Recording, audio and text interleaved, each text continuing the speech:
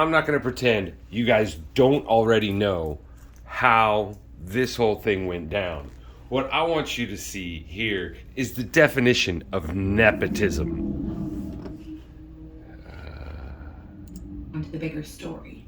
Back in 2019, Biden announced his presidential campaign, and just 2 weeks later, MIT graduate, early life Wikipedia tribe member, Silicon Valley's Sam Bankman Fried, who was actually the son of Barbara Fried, who's a Stanford professor who happens to be the co founder of Mind the Gap, a Democratic political fundraising organization based in Silicon Valley. Sam's brother, Gabe, is founder of Guarding Against Pandemics, an organization that advocates for public investments to prevent the next pandemic. And Gabe was a legislative correspondent for the U.S. House of Representatives and an advisor to large political donors in the Democratic Party. But that's not all. Aunt Linda Fried is an epidemiologist and dean at Columbia. She specializes in aging, and her husband is an expert in HIV/AIDS. They both have strong links to the World Economic Forum. You can read about them on the WEF's website. Anyway, Sam launched the FTX exchange 2 weeks after Biden announced his run for presidency. And somehow, in his late 20s, Sam became one of Biden's biggest donors. He reportedly has become the second largest donor to the Democrats right after George Soros. FTX was an overnight success and made Sam very rich.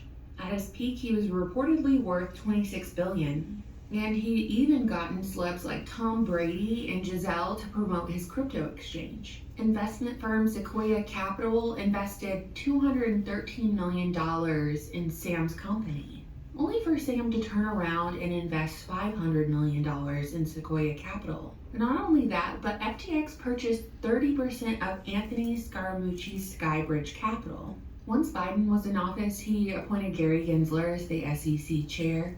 The daughter of Gary Gensler's boss at MIT, Caroline Ellison, is now the president of FTX's sister company. That's quite a web that's being woven when the SEC, or the Securities and Exchange Commission, is supposed to be protecting investors. In theory, they're supposed to be fair and not corrupt and impartial and all that. But I digress. FTX's head of ventures is Amy Wu, who used to work for the Clinton Foundation. And I'm undoubtedly going to butcher some of these names here, but it is what it is. FTX's policy and regulation head, Mark Wetjen, served as Obama's commodity futures trading commissioner. And there were reports that FTX wanted to spend over $1 billion on the Democrat Party for 2024. According to another report by CoinDesk, the Ukrainian government launched a crypto donations partnership with FTX in March of 2022. FTX was converting donations into fiat for deposit at the National Bank of Ukraine. Aid for Ukraine was the official initiative that raised funds from the crypto community for the benefit of Ukraine's military and humanitarian needs.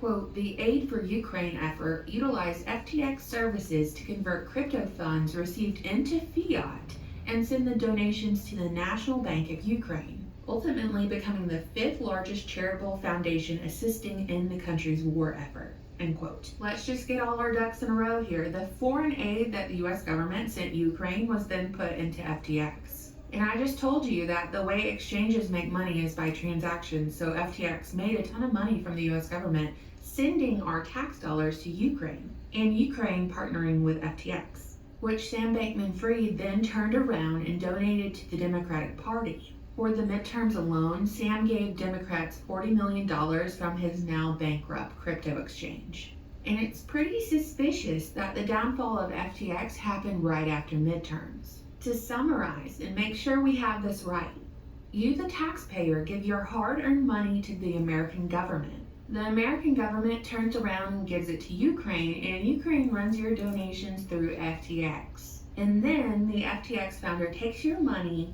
and gives it to the Democrats. So do you think Democrats will give back this tainted money after this whole scandal?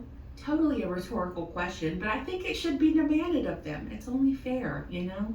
But in all seriousness, I think the Sam Bankman-Fried character was set up to fall. 100. His whole rise was too manufactured, too quick, and now his bankrupt company sets up the perfect example for people to demand federal control of cryptocurrency and trading, for them to demand government regulation. They fried the bankmen. You get it? What do you think, internet friends? You know, I always look forward to your comments. Thank you so much for watching and subscribing and supporting my channel on Patreon. Bye.